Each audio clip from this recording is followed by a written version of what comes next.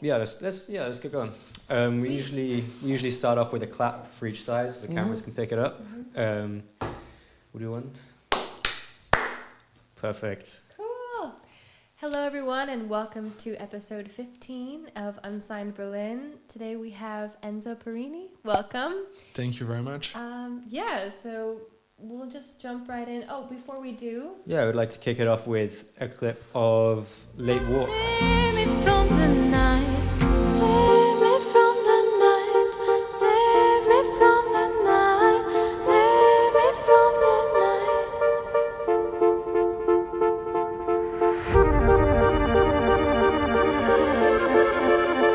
Save me,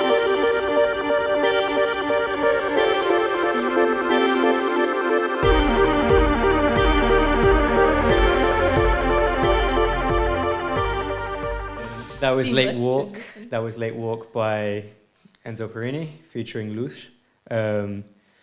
Starting with that, what was your writing process for that song? So for that song, that was the first song like for my project, like releasing one song per month. And I had decided like mid-December, just started like a basic, like just a synth and like some melodies. And I posted like on a story like the first idea I had, and like I asked for like singers if anyone was interested for that. And Lush replied, and I was like, okay, nice. Then I didn't know if I wanted to finish that song, but then I started this project, and I was like, okay, that's a good song to finish for the first month. And then I came back like from holidays, and when I was back in Berlin, I just texted her randomly like in an afternoon. I was like, hey, I just like booked this room, you can join me if you're here. And she was like, yeah, I'm here, let's go. And so we just started like from there, and we wrote like the vocals together and recorded, I think, in 2 sessions. Wow. So. And what made you decide to do the one song a month challenge? I think mostly to be more productive and like have deadline. I think that's something that works really very well for me. I did that like last year. I did like 3 months releasing like one song per week, which was like way harder and way more time consuming. And not, it was really fun and I learned a lot, but I was like in Colombia in exchange over there, so you have a lot of fun and it's hard to focus. But from that I learned that it was maybe too much to do a song per week. But I think like a song per month is like doable for me.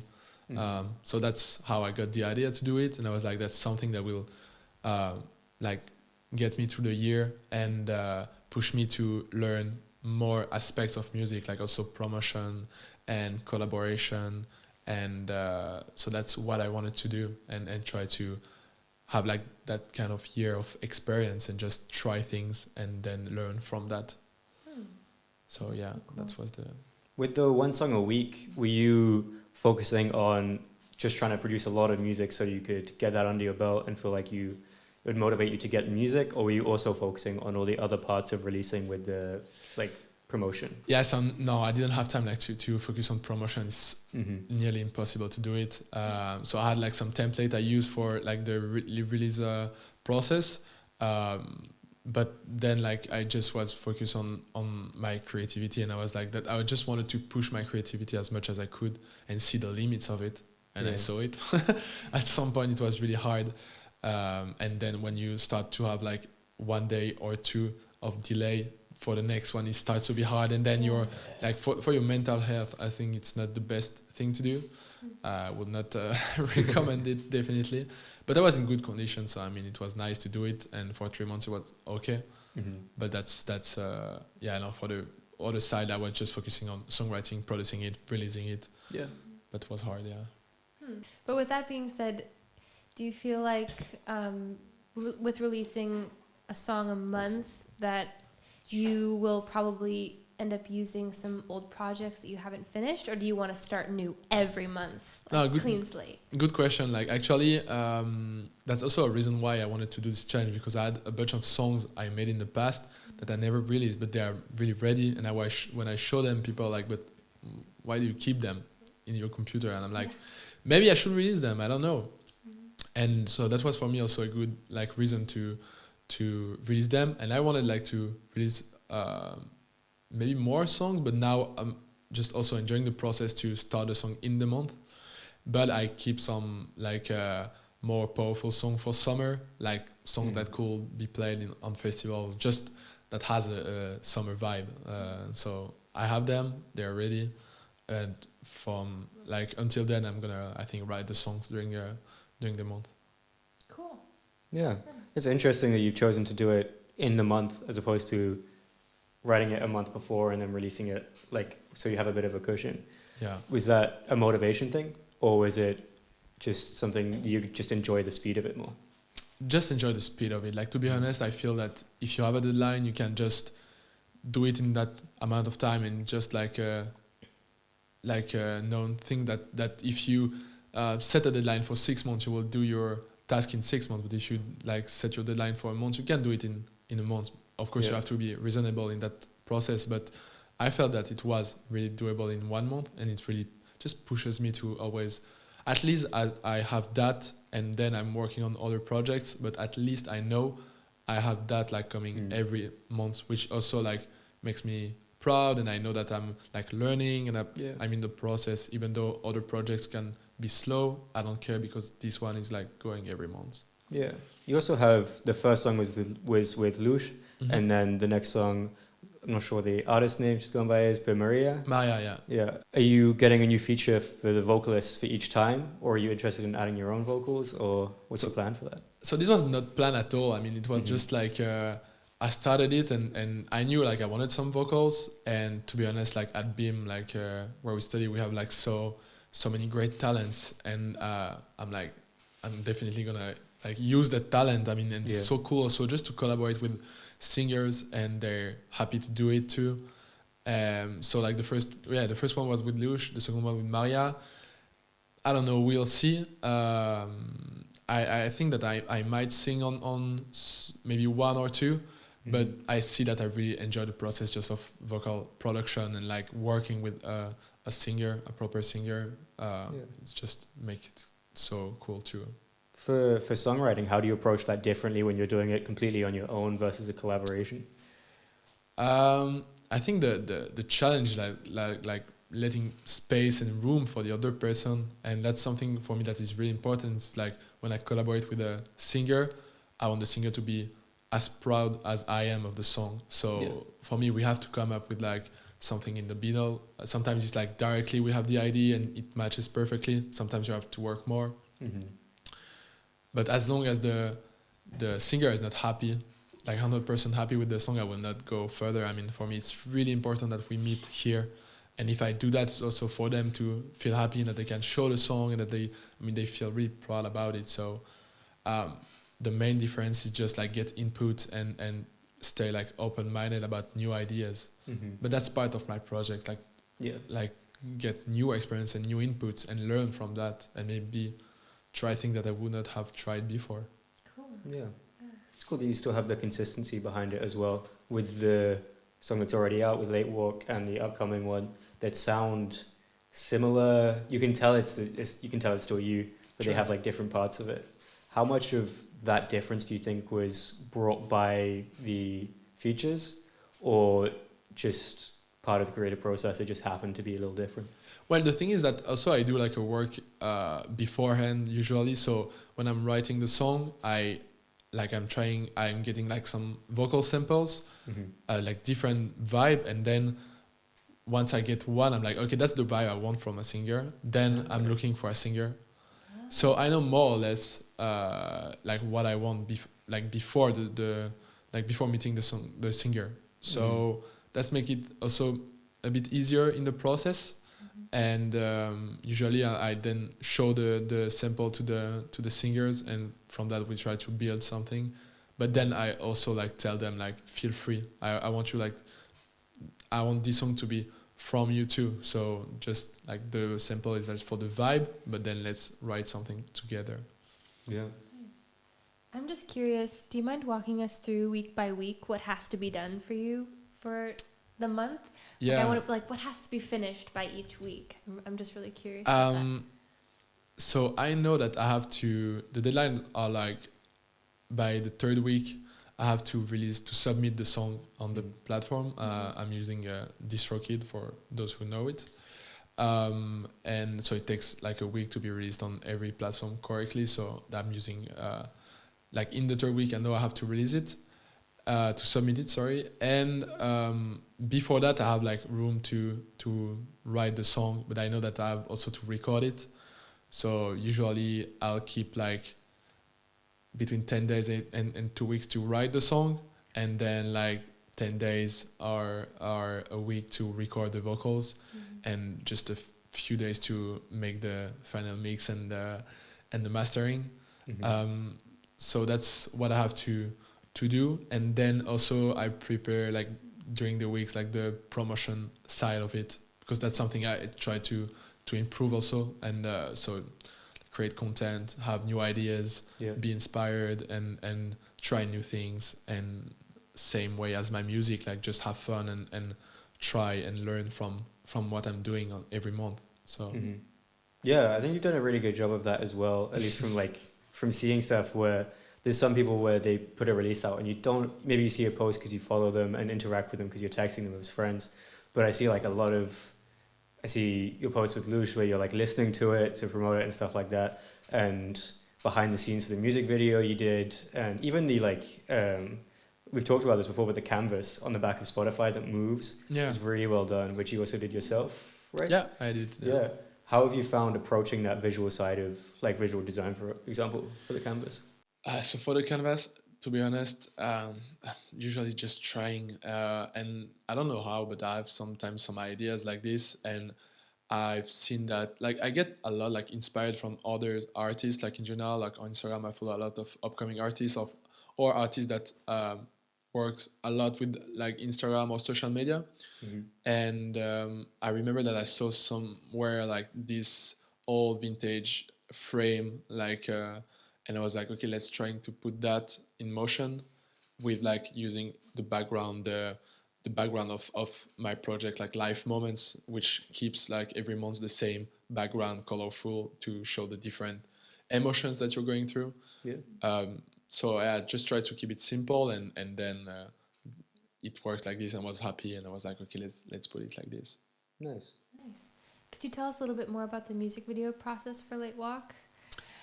Yeah, so for Late Walk, so first I had to find like some filmmakers. So I found two. One, so Mila, who is in the filmmaking faculty of at BIM in first year, and Yannick, who studies music production with you, I think. Yes, Yannick. Shout out Yannick.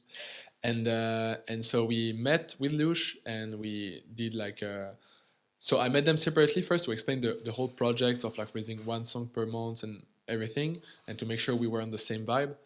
And then we sat together with Lush, and we started thinking about what we wanted to do, and like we all came up with like the same idea of like, we don't know why, but like a bridge. We knew we wanted like a bridge. That was really pretty. Yeah, it was like an evidence for us. We're like, we want a bridge. So then we started writing. I learned everything basically for this one, like for the whole process with Mila, that was a bit like leading the whole process of building the story, and also what direction you want to take. Do you want to tell a story, or do you want maybe just to have like a huge, I don't know, like FX kind of video? Yeah. So we went for the story one for this one, and so we started like just writing for every part of the song. Imagine how we could go through the whole song and tell something. And that's why, like, at the beginning you start with an empty bridge, and then you end the video with the Lush and me like working together on the same bridge. So that's how we created it. Yeah, and it's in Tiergarten, right? I think. I don't know. Yeah, exactly. It is. Oh, wow. It is. Totally. Yeah. I really liked the ending. Yeah. It was really pretty. Well, you guys kind of just both fade out, like. Yeah, we was rushing. It was on. really beautiful. Yeah, thanks. But it was like just rushing on time also with the. That's the problem when you're like outside, like you have to manage like the sun and everything, and it was starting like raining, so we were like, what are we going now? Like, so it was like just fun in the process, and that's what I like the most. Like, just find people to enjoy the process and who also enjoy learning with me. Especially that song where it's late. It's like late walk. You think of nighttime, so you have to get like enough light where you can still film, but then it's at that time of day it's changing quickly, so you have like a Exactly. narrow window, I guess. Yeah, and when you don't know nothing about filmmaking, I mean, you're like, yeah, it's fine, but not necessarily. At some point, it's like too dark to film, so you have to be okay with that. Yeah. Are you trying to do a music video per month as well to match each song, or was it this one just stood out to you as like, let's do it? We think we can. Go for it. No, it's part of the project to do one video per month as well. That's really but I just felt like that doing one song per month was doable, and that's not something that is like I don't know, like really hard. Maybe for some people, of course, but I mean also a lot of people are releasing EPs and or albums. So I was like, it's like something that I can do. I know I can do it, and I did like one song per week, so one song per month should be fine. But the additional challenge and the real challenge for me was do something that I don't know at all, like music videos. And I wanted to learn that because I felt that it was important for me to also explore and know how it works. Yeah. So definitely that's part of the challenge. It's going to be the hardest part, I think, for me because the organization part and collaboration start to be bigger and find different ideas, and also ideas that can be done quite quickly because we have like maybe 2 weeks to shoot, edit, release the video. So what, like you asked before for the schedule actually. So like I have like one song at the end of each month, and then maybe with some days of delays for the next one is coming next week.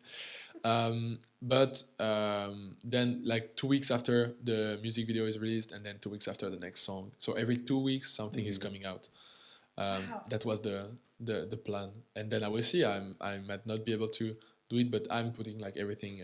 It's the point of a challenge. Exactly. Maybe I won't be able to do it. But also the more collaboration you have, then it starts also just you have to rely on other people. So if they have to take more time, you have to also accept that and just be like, okay, let's take maybe some more days, and don't be like too just accept that you have to move the deadline, which is not a problem for me. True. Especially with film, it's a lot of moving pieces, which I don't know if that's just because it's still foreign to me. With music, where you're like, oh, there's not that many moving pieces. As long as we can find like a block of time to record, we're good. With film is more collaboration, more things to organize, time of day if you're doing it outside, sets, costumes, like so much more to we kept it simple for the first one on purpose, like to make sure we could do it. And I think I'm gonna try to keep it that way for all the others, but at some point also I want more, like I want to try things, and for sure everything you said is right. Like you have to think about everything and make sure you can do it on time. So it starts to be harder when you have more people involved in the project. And to keep it interesting. To As not well. do the same thing every week as well. So there's pressure on the creative side. Exactly. Have you found that's a struggle with either maybe with last year when you're doing the song week? You found a struggle on the creative side of like, I'm just not coming up with like beat block or whatever it is, where you're just not coming up with something new. Yeah, of course. Like I think at some point you just struggle because I don't know, have doubts like on is it like good enough, and you want the next one to be better than the previous one. But that's also the good like side of having like deadlines. Like you don't have time to think and you just do more. So I have like this like motto like in me, like it's like just think less, do more, think less, feel more, and it's just I keep repeating that in my mind, and it's just true at the end. Like just don't have time sometimes to doubt. You're just like I have to do it, I have to finish it. So you're just like making faster decisions. Sometimes maybe not the best one, but at least you're making decision And committing. Yeah. Yeah. It makes it impossible to obsess over it, and you just have to like let it exist. Yeah. And it's but I think that's really like almost like a meditation. Like it's just what it will be. Exactly. And I think sometimes you have to trust also your first like impressions and first like gut feeling. Exactly. I think it's important too. So do you feel like living in a big city helps with that, where things are quickly moving, so it's like sort of the same energy? I feel like it maybe would be harder in the countryside. Yeah, definitely. I feel that you have a lot of possibility here. Like, I mean, you I feel that you can do almost everything you want. You can ask people for everything, and if you need help, you can find someone. And like the city is just like great for a lot of aspects, but also like just the different parts of the city, you have access to different environments, which is really great. And so that makes also I think the process easier for me when I'm like, I feel that here I feel free to try anything, like, and that's why I'm doing it here. Yeah. Yeah. Did you have that view of Berlin before moving as well, or did you move for a different reason and then find it out? No, I think you cannot know how it works here as long as you live here. So I think it's just different. I was not expecting just my mindset to be like this, because I really like saw a change in my mindset, and also how free I feel. So I would not have done everything I'm doing now back in my city in Geneva in Switzerland. So in a way, I think the city helps me a lot. Could not maybe explain why, but just the general energy. I feel that it's really, like, as you said, moving, and yeah, I think you can try a lot of things here. And you moved here with already some experience with production.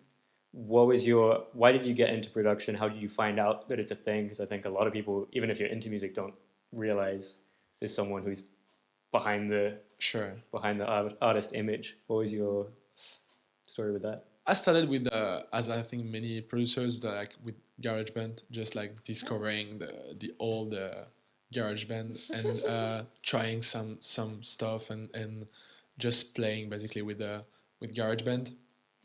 And for years I kept it like this, just adding some new knowledge. But just I love like just writing songs actually. Yeah, that's something I always love to do, and so I just wrote song and put them in GarageBand with a very bad quality, and then so I kept it like as a hobby kind of, and moved to Logic Pro, I think, like some years after, because I felt that I had like seen everything from GarageBand. Yeah. So I was like, okay, upgrade. And then started to play with Logic, but without really taking time to learn how to properly produce, and like all the steps and the workflow, and just like add more tools to play with while writing songs. So I could add more instruments, do more things, and I felt just better because I had a better software.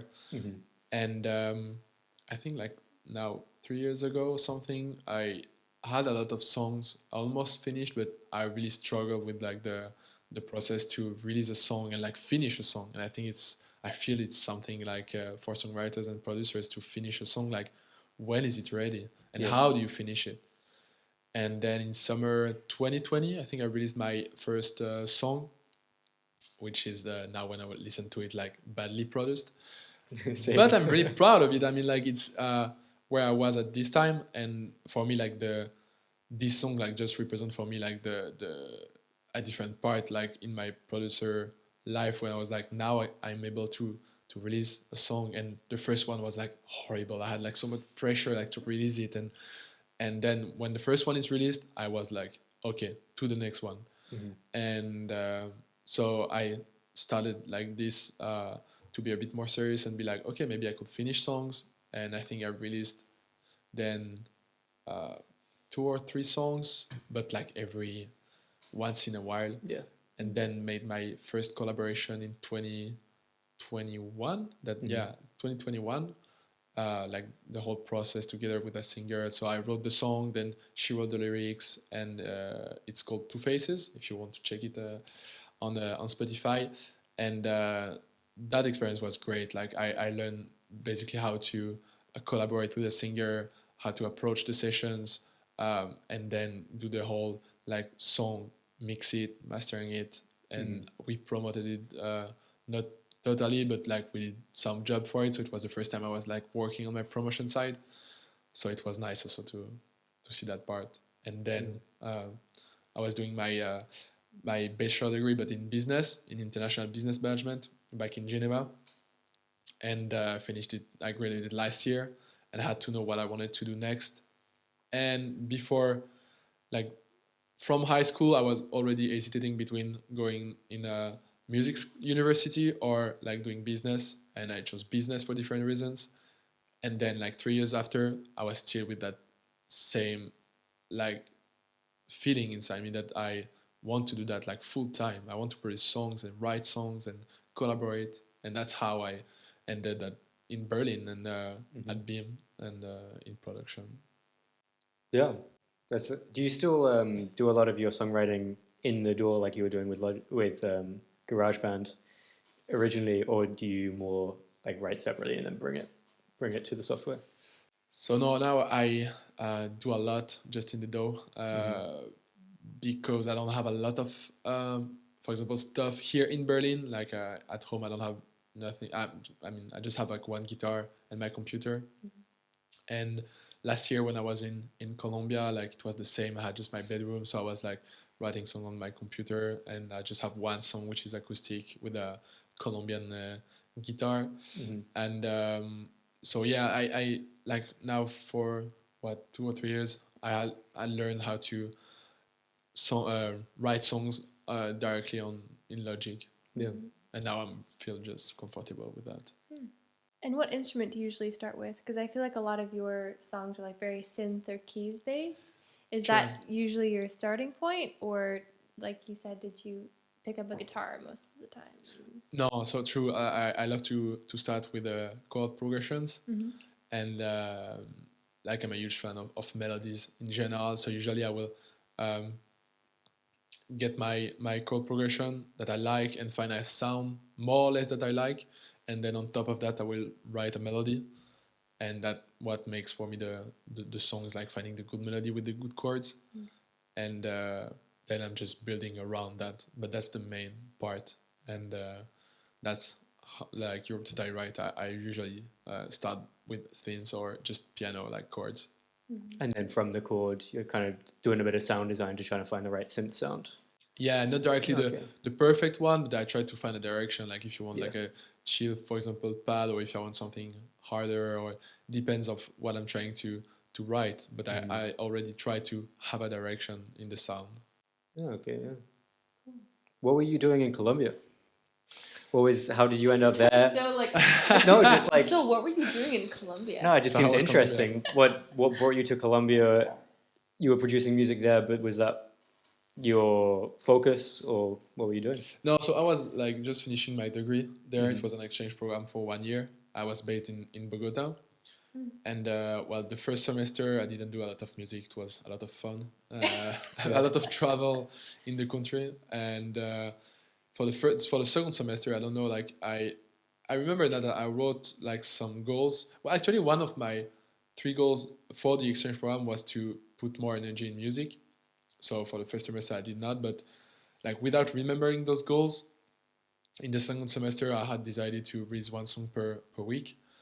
And so I just did it like beside my studies, which were, to be honest, not that complicated because I chose like the easiest class I could have, just to have time to do that, basically to have time for production and also to have time for my friends. And I traveled way less, like as you can imagine, like when you do like 1 song a week, you cannot just go for the weekend and have fun. So I mean, I was having fun just in Bogota. It was really cool. But it was like a time where I was more focused in music and just doing that every day, like every day. Yeah, So, interesting. It's a big switch to come to Berlin. oh I yeah. feel like, is there things that you really miss about that, or things that you feel like here is just so great and you really enjoy it that you couldn't access there? I mean, I think that is very funny. There is like how they have music in their daily life for everything. I mean, and one thing that I remember strongly, like, is one time I was like just at the supermarket, and I was just like in the vegetable part, and I saw like this woman like choosing her avocado, and like she was dancing. Like there was some salsa music, and she was like dancing, like choosing it, and I was like, that's something I could never see somewhere else. Yeah. And literally, you have music everywhere. You go anywhere, you have music, and it's so cool. And I love like also like just the model like music, like from salsa to reggaeton now also, uh, because I feel that when you experience it over there, also it's different because it's part of their culture, so it's really nice. And I think something like in a way it brought me to Berlin because just realized that year that I just love to explore also a new city, and it's so exciting like to just be new in a new city and get to know new people, and you feel kind of free. It's a new beginning. I really love that, and was like, where can I get that for music? And then Berlin was Yeah. almost directly the first choice. I was like, let's go to Berlin. Hmm. Do you feel like your time in Colombia has influenced your music a lot, or do you feel like it's still obviously it will have changed over a year, but still very influenced by where you grew up and the Italian and French and Swiss music? No, I think that I'm mainly influenced by like my roots, kind of, so more European music. Hmm. Uh, but I really know that I at some point I want to try to produce or co-produce like songs, like more Latin songs, because I really love them. But it's so different and it's so good at it, so it's hard just to like from now on to say, okay, I want to write, I don't know, like a reggaeton song now. Yeah. I mean, but maybe I could bring something new to another producer. So I don't know when, but that's Yeah. something I know I want to do at some point. But definitely I think my influences are more from like Europe in general. What are some influences from that like European side of like kind of its pop, like, electronic? Like, Yeah. do you have any particular artists that you really draw inspiration from, or is it just all Yeah, general? definitely. Like I think I got, for example, the melodic part a lot from Martin Garrix. I think I always like enjoyed a lot his production for that reason, like how he is able to write beautiful melodies and make them like electronic and keep it interesting at the same time. So I think it was a huge influences for me. And also, for example, in the same vibe, let's say electronic and pop at the same way, Lost Frequencies, Petit Biscuit, um, they're all like artists that have like melodies at the center of their songs, Yeah. but they keep it simple. If you listen to Lost Frequencies productions, usually it's really really simple. But that's what makes it beautiful, in my opinion. So yeah, there are my I think my Cool. influences. Yeah. And where do you want your songs to be heard the most? Like, do you want people to hear them like in the car, like at a club? Like, where do you feel like is the best place to experience your sound? I think that for the moment it will be maybe in a car, like for example in a road trip with friends, or just alone. I feel that sometimes also I really value the feeling and the emotion we can have just listening music by our own. So I think that just for everyone, like at home or just going through different emotions, I think they can grab something from my song, hopefully. That's Yeah. interesting because for me, at least the upcoming one feels like a concert song. Does that make sense? Like it feels like the best experience for that is when you know the song and you're seeing the performance live and you're like, oh, this is like the moment, you know? So I wrote songs for that too. Like I have, for example, the songs I have for summer are definitely songs that I would love to see like being played on big stages, like in festivals. And I wrote, for example, one song that maybe I'm gonna release this year. I wrote that song like thinking about playing it like in front of like a huge audience, for example, and that's how I started to then build the song, like having a song that bring everyone together, like, and something that can be played live also. So definitely, like, it depends of the song. Yeah. Do you think about that a lot when you're writing about how it will translate to live? Or is it pretty much like, let's just focus on the song and just make the best thing possible and then figure that out later? That's how I work now. Like just more the in the producing, like, yeah, just producing the song, and I don't care that much like how I can perform the song. But that's also a problem I have because I'm doing different songs, different BPM, different vibe, and also I want even to explore more genres this year. So I have that in mind, and maybe I'm gonna think about like starting to build songs that I can like just play or perform in a way, but I just don't know yet like the direction I want to take live, because you have so many options. I mean, you can be fully acoustic, you can be partially acoustic and electronic, you can be fully electronic. Yeah, especially as a So- producer. I feel like your Yeah. style, you could do the Martin Garrix thing of have like the songs playing, they're your songs, but you're behind a desk like a DJ set, True. or you could be singing live or with a live band or anything. There's a lot. Yeah, I feel that the mix can be fun though, like just having like acoustic instruments and electronic also. But now I don't know. Like I'm Yeah. start now to think about it. So we'll see. If you have time to think about it. Between Really? doing a video, Yeah. a video every a month. video a month and a song every month, and you Yeah. master these songs yourself, or do you Yeah. have someone else? No, That's I did really everything. That's just such a specialized thing. So it's amazing that you're in the song for every stage, mix and master. But I guess also you can't rely on, it would be harder to rely on someone for that Tight of a Yeah, deadline. just because of the deadline. oh, so it's true. Like for the deadline, but also like before I used to know like no one in the business. I mean in music, so I was like, who can do that for me? And you don't want necessarily like when you start to spend I don't know like $200 just for a mix and plus then the mastering, and you don't know actually how it works and everything. And so it was just more by habits that I like did it by myself, and I still do it. But I start also now to think about maybe ask someone else to mix it. Even mastering, I don't know, but mixing can be a good thing to let someone else mix it. It's just hard to let it to someone else. Yeah. I think you know what Yeah. I mean.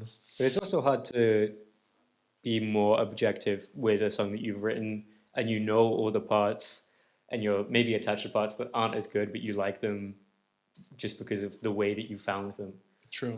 Or if it's your own vocals as well, it's hard. So maybe it's positives and negatives, I feel like, for handing that off.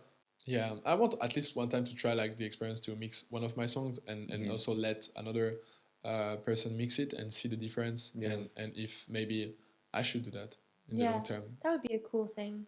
'Cause that's how they do it in the professional world. They just like send the mix to all these different, Like a rough Mix mix to a engineers. professional. Exactly. Yeah. Yeah, I might do that. And then they would see which one wins. Do like a little shootout, so you can Yeah. see if you won against them. True. Yeah, at Like- least you can improve, or maybe just say, okay, it's better that I let them do it. Or sometimes it's just nice to like see, oh yeah, I actually am a good mix engineer. Like when someone sends something back, or or at least not to doubt yourself so much. I mean, obviously, yeah, I think, kind of cool. I was I thinking the agree. opposite, where it's like if you get it back and it's better, then you can see it's super easy to learn from that directly. Where it's sometimes I think it's really difficult to compare different, like if you're comparing your own mix of a song to someone else's mix of a different song, it's difficult to compare. But if it's the same track, then it might be easier to pinpoint exactly what you're missing in your own. I feel also that it's hard to also find, I mean, hard, I don't know, but like to find the right person to mix your song also can be hard. I mean, because you have to match with the mixing engineer and make sure he understand the vibe you want. And I think that's also like one time I had like kind of a bad experience, just the one time I tried it actually. And like the guy just like added snares like in the build up. I was just like, okay, so that's what a mixing You're not the engineer. producer. I mean, like, yeah, but I didn't know. I was Sorry. like very young, and I was like, okay, so it's really strange. It sounds good. The drop, nice. But I mean, before, why did you add like the snares and I didn't ask you that. So from then, like, I was like, okay, maybe I'm just gonna do it by myself. Yeah. But now, also that I'm at BIM and studying, I'm like open just to try things, learn. Do you find it's difficult to find people that want to collaborate for pop and electronic pop? Because I feel like within, especially music students, if your pool is people who are at university, there's a bit of like shade towards pop, which I think it's stupid personally, because it's like there's a reason it's popular. It's because people like it. Yeah, that's true. But do you find it's difficult to find people to collaborate? No, not really. I mean, like a lot of singers are willing to try new stuff, and also when you bring a song to them and you're like, I have this song ready, I have this project, let's try something together and learn. I mean, like since now, I mean, they've been open to it. So you just have to try and for sure it's hard to find the right person. But as I said before, if you have maybe an idea of which kind of vocal you need, it gets a bit easier because you're not just like with I don't know, like 200 like students, but you have like, oh, maybe this like one can help me and for that song in particular. And yeah. How do you find the vocal samples that you use to put over the top of the track, like as a reference? Is it through like Splice or songs on YouTube? Splice. Really scary. I've heard some stuff that I've used in like commercials. Yeah, I heard this one sample or this one like little line in this like plant growing app commercial or something. And I was like, oh no, and I haven't even released this yet. And I was like, Doesn't matter though. I had the same thing with a song that I couldn't release it obviously because it wasn't cleared, but I used a Lauryn Hill sample that was Kanye later used in the track, and I was like, oh, same sample. But I don't feel like it's necessarily new with Splice. Yeah. I don't know. No, but Splice is great. We like Splice. I think it's actually cool. an incredible resource. It's like, really nice. Yeah, I thought it was a bit of a scam before I got it because it seems too good to be true, or that maybe the samples aren't that great quality. And there's lots of music production like software or stuff that you can buy that's just a bit of a scam. And I was like, nah. It's really helpful, to be honest. Like, it's just better for your workflow, I think. But like I always try to, like for example, I use it for vocal now to have an idea and just some inspiration, but I never use it for chords or melodies. Because that's where I want to be unique, and I think that's what I'm doing. Like, and I put like the melodies at the center of my song. So, I mean, I don't want to take like another melody. So I'm just like using Splice for like drums, percussions, and ideas and inspirations of vocals. And sometimes I can like, for example, a vocal, but I will like only one part. And that was the case, for example, with Louche. We had like a sample that I really liked, and we took like just one part. Because we just like it, but then we built like totally like another melody, and it, like just totally different. But it can serve like for different purposes, definitely. I think also it's important to remove yourself from that. It's possible now to get all of your samples, which I realize is a producer thing. It's just a block of sound for people who are listening, whether it's like a recording of a drum or whatever. And drag it into your software, and you can get MIDI packs which are built-in chords and progressions and everything, so you don't have to do any of that. But I think it's important to keep a little bit of the creativity behind it, where it's still an expression of emotion or an idea or whatever it is, instead of a compilation of things that sound okay. That makes sense. Yeah, totally. And no shame on those that uses like for corporations or melodies. I mean, it's a great source also of creativity. That's just for me the one part that I wanted to keep like personal for me. So I think the biggest thing about being in production is just at least having the knowledge of like, if I wanted to record a snare in a room, I could do it myself. True. Maybe I'm going to use this sampled snare right now, but if there's that freedom and like, oh, if I wanted to, I could. And I think there's like, that is maybe just to rest in that is. Yeah, one of the cool things with technology, where just so many options, where I couldn't, personally, if I were like writing a song, I couldn't be like, oh, this is the mood that I want. Let's search up a MIDI pack for these chords and drag it in, because my music theory isn't that good. My idea of how emotions work isn't that good. But I can set a piano and like do the hand thing and it would work. And it flips around. For some people, it's the opposite. And having that variety is really great. Do you find that you have kind of a system for creativity that works for you, or are you trying to come up with new things and new approaches all the time? To be honest, not that clear. I think I don't have like a clear process, and but no. Do you have? I mean, when you're making a song, like, do you hear the song in your head almost in its entirety and then translate it? Okay, so some people do, which is really interesting. I don't, but as soon as I start, usually it's going pretty like fast. I mean, like once I have the mood and the direction, I'm like, okay, I feel that I want to go there and have an idea of the structure, like the melody where it's gonna go, the drums, and it starts to flow quite quickly. So Yeah. that's very cool. Do you find it's mostly like improvising and then, but kind of improvising in a direction, and then you take that and move it? Yeah, definitely. Same, It's same just for like me. Yeah. playing and building around something, and then like for example, when you're writing a song for like, and you want a vocal on that song, you have to let space for that, for the Yeah. singer, because I used to like write songs like some years ago where you have like, I don't know, like melodies, drums, percussions everywhere. You have layers on layers, and you don't have space for the vocal. So at some point you have to clear. Yeah. And so that's something I learned also. So now that when I'm writing songs, I write them on purpose for a singer.